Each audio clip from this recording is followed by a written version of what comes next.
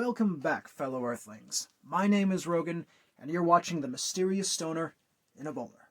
Last week, I decided to leave you guys with a bit of a cliffhanger about my father sending me off to college against my will. But I didn't give you any details because, well, that's what this video is going to be about. So let me break it down for you.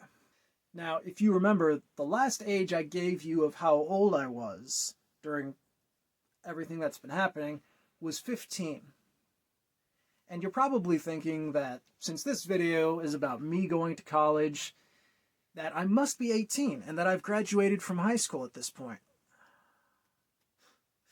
No. When I went to college, I was 16. And it had nothing to do with how smart I was. In fact, if you recall, I was being homeschooled, and my primary teacher, my mom, was teaching during regular school hours at an actual school, while my parents had decided for me to keep being homeschooled. And while my mom was gone, it was up to me to teach myself whatever lessons my mom had laid out for me to read and do my assignments and all that. And that's, well, just imagine how that would have gone for someone with ADD. And you have a rough idea of how smart I actually was when I was 16. As it turns out, there was a Christian at the church that my parents were going to at the time that was a teacher in a local community college. And according to what my dad told me, I never talked to the teacher about it because I didn't even want to be there in the first place, so I didn't care about the details. But according to my father, the community college was offering free classes for homeschoolers. And this college was a pretty good size. I think they had some dorms. I didn't stay there because it was close. I still had to stay with my parents. But this college offered all kinds of classes, including trades like plumbing, welding, carpentry, HVAC, mechanics, all kinds of stuff.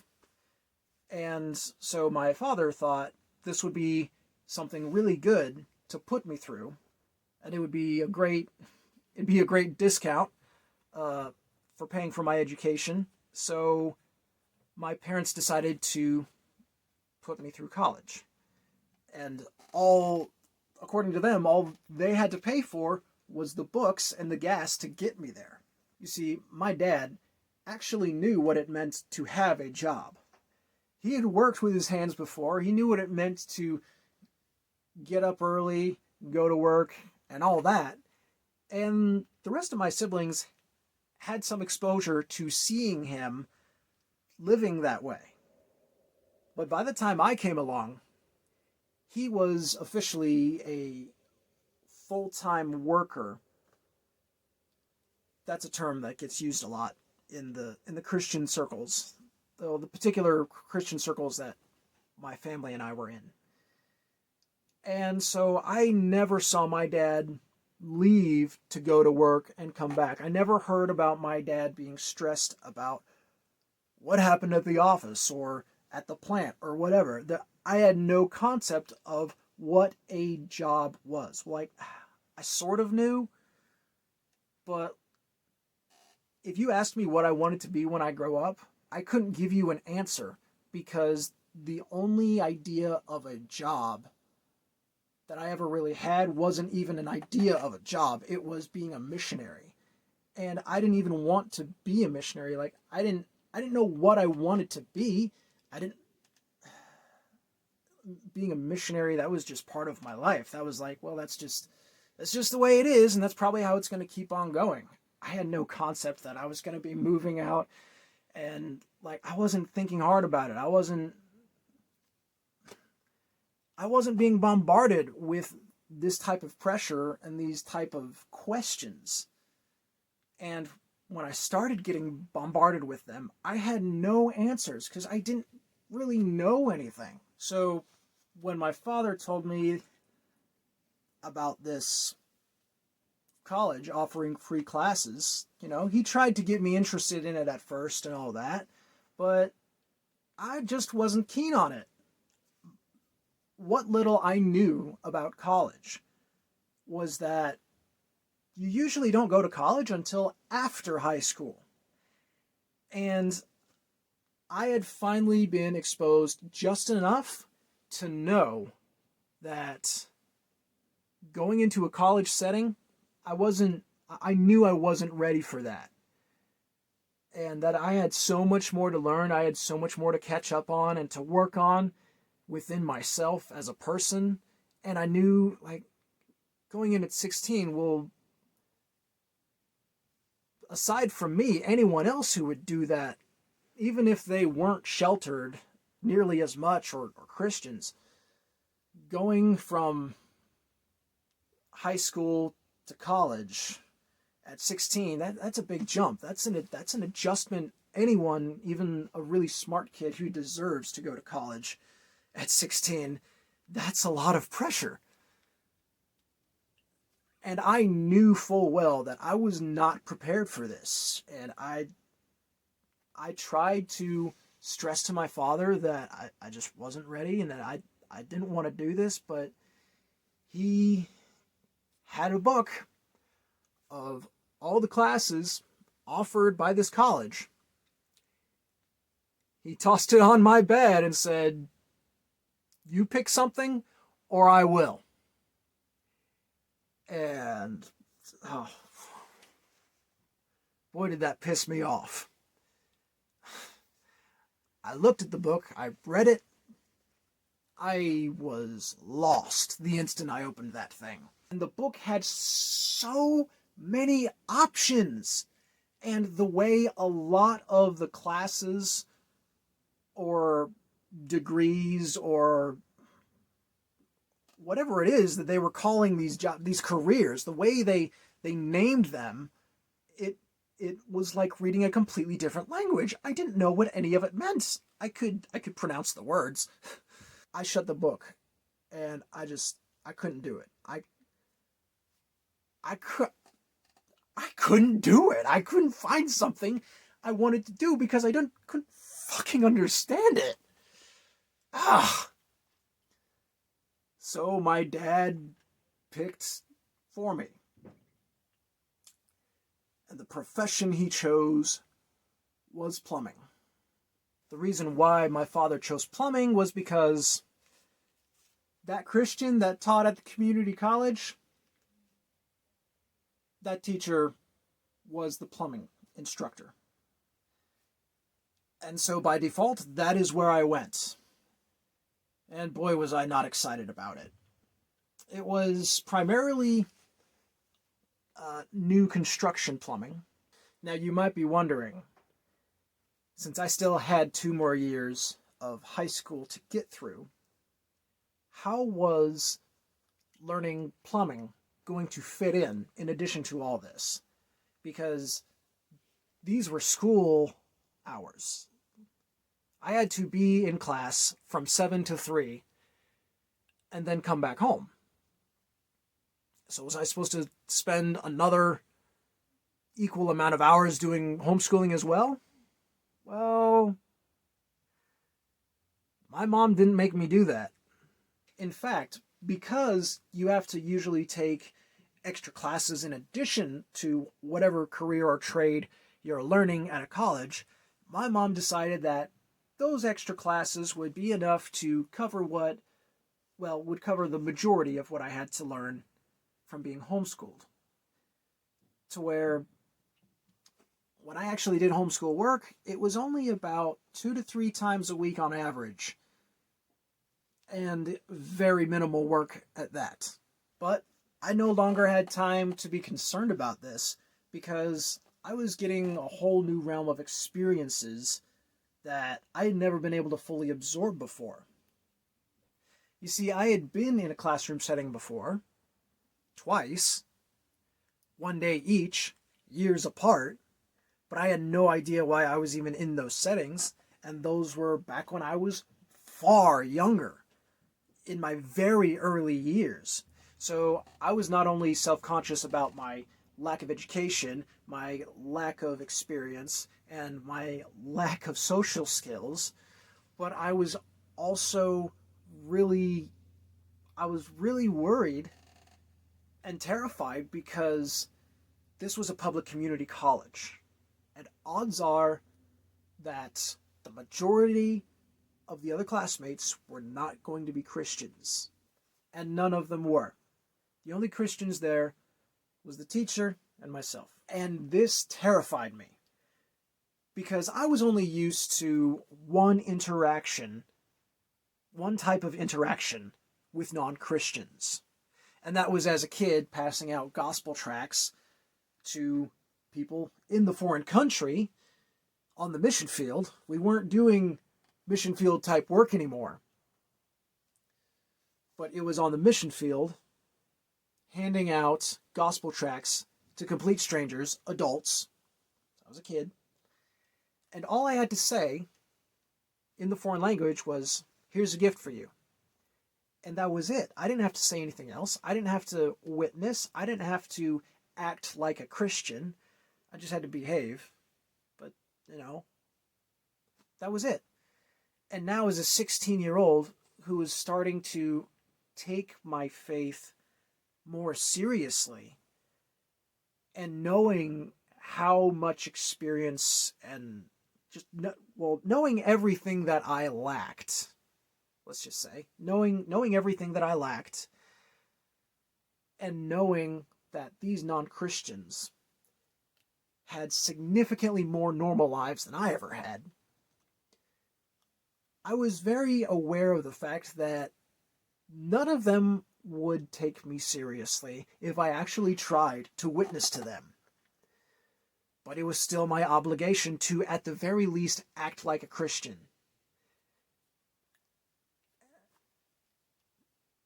And I had never had to act like a Christian around non-Christians. And I was so self-conscious. It was, thinking about it, it was a lot of fucking stress. But thankfully, my teacher helped make it a lot easier. And I'm pretty sure he had a talk with the students at some point about why I was so weird and different. And the other students were pretty good to me, actually, for the most part. They left me alone for most of the time, but I was able to warm up to them eventually. And of course, because of how sheltered I was, who's not going to make fun of the new kid and try to make some jokes at their expense? So I had that to deal with as well, a little bit. But I was able to get over it. I did all right. And I did okay in the classes and passed everything. But I still didn't want to be a plumber. And it's not that I have anything against plumbing itself. I'm super grateful for plumbing. And there's even some aspects of it that I do enjoy. But I cannot bring myself to do plumbing as a career. All because my father forced me into it, and because the beginning of that time was so traumatic for me. Just the stress and the emotion was so impressed upon me that it carried over with me down the road. When, spoiler alert, there was a time when I had to rely on my plumbing skills to get by. But that is another story for another time, and we will get to that. But back to the present. I had finished plumbing, finally. It wasn't as bad as I had thought it would be, and I was in a better position, socially speaking. Well, social skill-wise. So plumbing was out of the way and done. And I had a year's worth of time left of homeschooling to do, in which I could continue to go to college and take something else. And my dad let me decide on my own if I wanted to do it again and to take something new. I had enough time to increased my knowledge a little bit. And so I had a better idea of what I was trying to do with my life, to try and take care of myself and to try and find something to do that I would enjoy. This was really the first time I had looked for a career or a job that I wanted to do. And it was a rough start. I chose carpentry. The reason I chose carpentry was because Jesus was a carpenter. That's literally the reason why I chose it. And I went into that class, I signed up for it and everything. And the teacher, well, the type of carpentry I thought we were going to do, because it was the kind I was interested in, it was the more artistic kind, making furniture, learning how to make it, and then eventually I was interested in learning how to, mold it, make it look unique, and put my own personal creative spin on it and everything. And I thought, yeah, I could really get into that. I would kind of like to learn how to build stuff like that. I went to the class, signed up for it, and I remember it was the second or third class, maybe fourth, I don't know. Not that far into it, when we had to start learning all these different things about how to build a house. And I asked the teacher, what about the furniture? Are we doing any kind of that type of stuff? Finish work? With making furniture, dog houses, smaller stuff that we can work on? He said, well, we do that sometimes in this class, but the main focus of this class is new construction carpentry. I had signed up for the wrong class, but classes had already started. You couldn't return the books for nearly as much money as what they were worth. This was a good trade, and I had made it through plumbing, so I figured, heck, why not? How bad could carpentry be? If I didn't even like plumbing going into it, but I kind of sort of liked it by the end, maybe I'll like this type of carpentry a lot more than I'm thinking that I will. I didn't. It wasn't as bad going through it as it had been with plumbing, but I actually had a little bit easier time understanding plumbing than I did carpentry.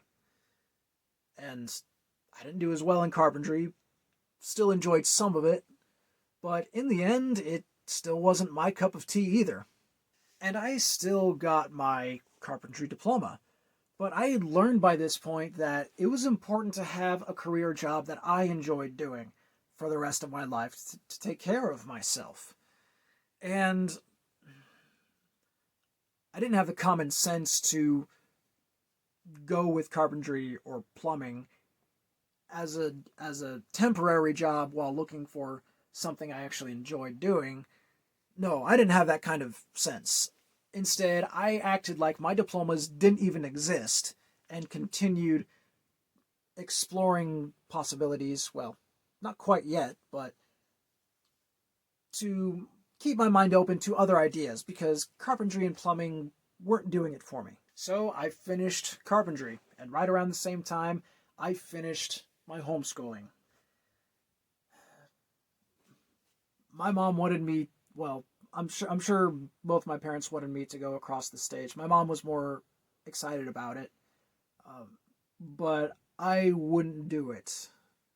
Mainly because I always thought the cap and gown attire for graduating was absolutely ridiculous. And it's a ceremony. It's not, you're not officially graduating. It's not something you have to go to actually graduate. So in my mind, I was like, well, why do I have to go if I don't have to do it to graduate? If it's a requirement, then I'll fucking do it if it was, but it's not a requirement. Why do I have to do it? I don't want to wear the stupid outfit. But my mom made me wear it anyways, to at least have a picture of me in it. once I had officially graduated from high school, if you can even call it high school. Now, most people, when they leave college, start work right away. I didn't, because there were things happening in our Christian circles, in our denomination. Things were happening, opportunities were arising and coming my direction. I was becoming old enough to take advantage of them. And I got the opportunity to go traveling again. Not technically as a missionary, but doing a lot of the same work. And I was not looking at it as a career, because that's not what it was. This was an opportunity for young Christian men to become better Christian men, which of course I was into. Of course, that was one draw, but there were two other draws as well. One was that there would be traveling all over the United States, meaning being away from my very strict parents. And the other draw was that I would not have to pay for anything at all for any of it. It was all completely donation funded. But that is all the time I have for today. So I hope you'll consider leaving a like, sharing. If you haven't seen any of my other videos, if this is your first or second one, go back to the beginning and check out my other videos, because this is my life story right here. And my life story is weird and crazy. And the worst thing about having a weird and crazy story is trying to adapt to life while living it. And I would like to help prevent other people from accidentally raising their kids in a crazy lifestyle that's going to negatively affect them as adults. And I would like to be able to help people who've already had crazy lives, to help them adapt better to the normal life. Because it's been a rough challenge for me, and I've only had so much help in doing this. Mostly everything has been on my own. And it's been hard. It's been rough. So everything you do to help build this channel up and get this channel more views means a lot to me. It's going to mean a lot to the people that are going to be helped in the future by these.